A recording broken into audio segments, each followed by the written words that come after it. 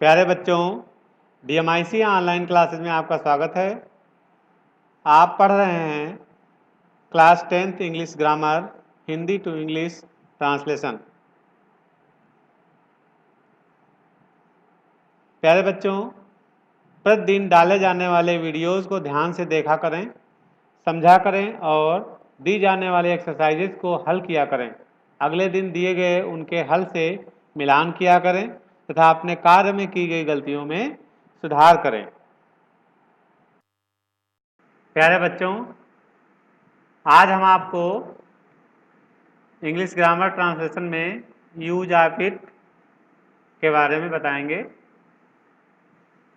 तो use of it का प्रयोग जो है कहाँ पर किया जाता है, इसके बारे में आपको जानना जरूरी है। देखिए, इसके रूल्स जो हैं कहाँ कहाँ पे किया जाता है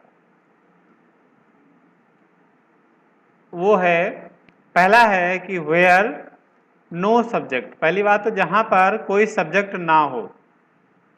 हमने बताया आपको कि सब्जेक्ट जिसके बारे में कुछ कहा जाता है तो सब्जेक्ट कहलाता है, लेकिन जहाँ पर सब्जेक्ट ही ना हो तो वहाँ पर इट का प्रयोग करते हैं।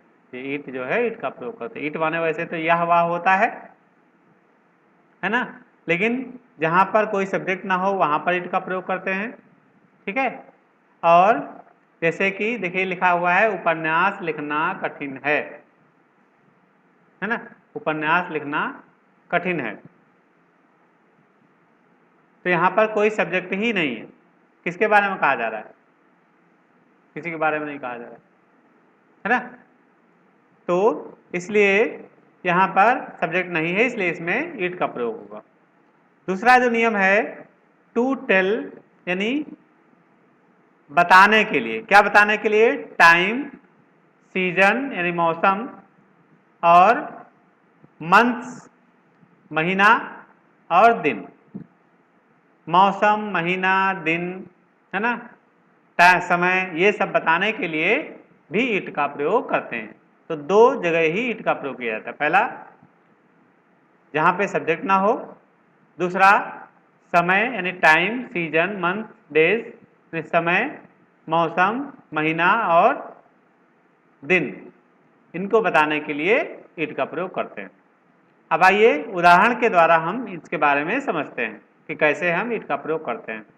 देखिए, पहला उदाहरण है, कल बहुत गर्मी थी। कल बहुत गर्मी थी, तो सबसे पहले इट का प्रयोग करते हैं। इट लिखते हैं, इट, और चूंकि थी लगा हुआ है इसलिए इट के साथ में हमेशा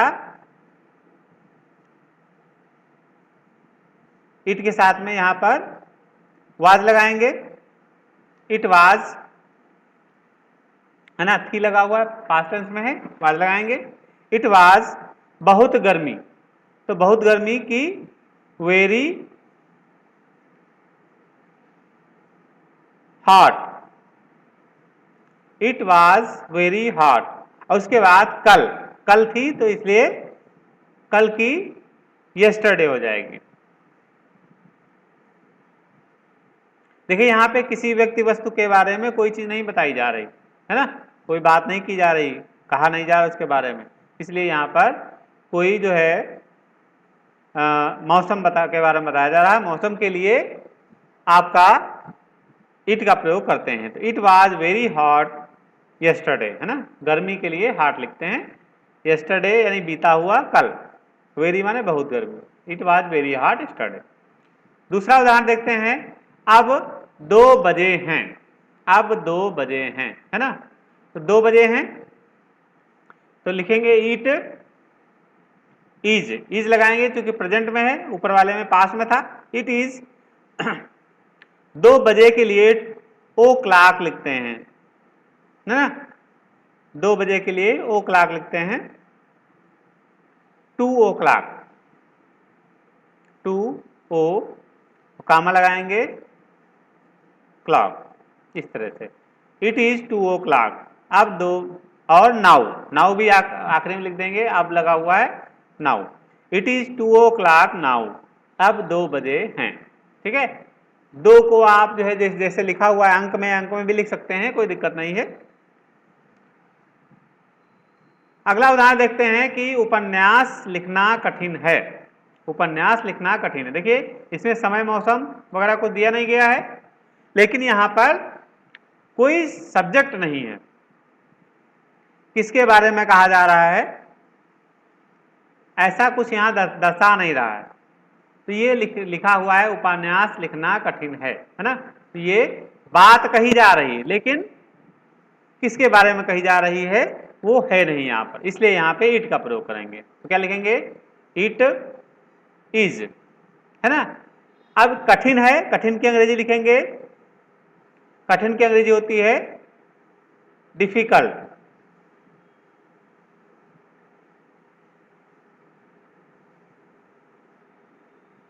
इट इज डिफिकल्ट।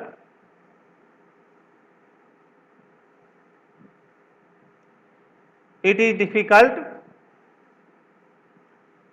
और उपन्यास लिखना की टू राइट, उपन्यास की होती है novel. To write novel. It is difficult to write novel, यानी ये टू राइट लगा करके मुख्य क्रिया में लगा करके टू, ये इन्फिनेटिव बन जाता है और ये हो गया to write novel. It is difficult to write novel.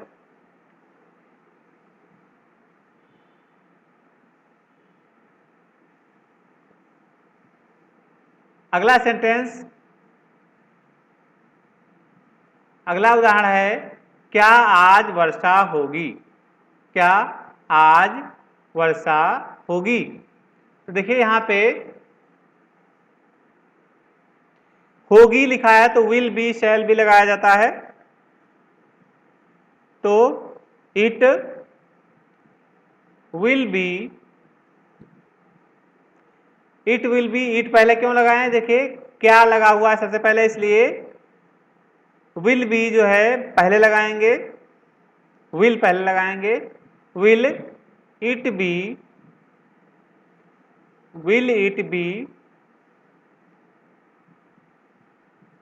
Rain, will it be rain. क्या आज वर्षा होगी, क्वेश्चन मार्क भी लगाना है। क्या आज वर्षा होगी, टुडे, टुडे लगेंगे आज के लिए। क्या आज वर्षा होगी। Will it be rain today, will it be rain today.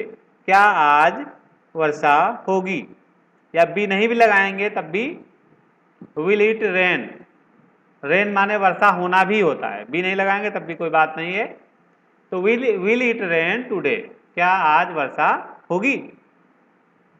अगला उदाहरण है दिसंबर का महीना है ना। दिसंबर का महीना है तो इट लगाएंगे। It is the month of,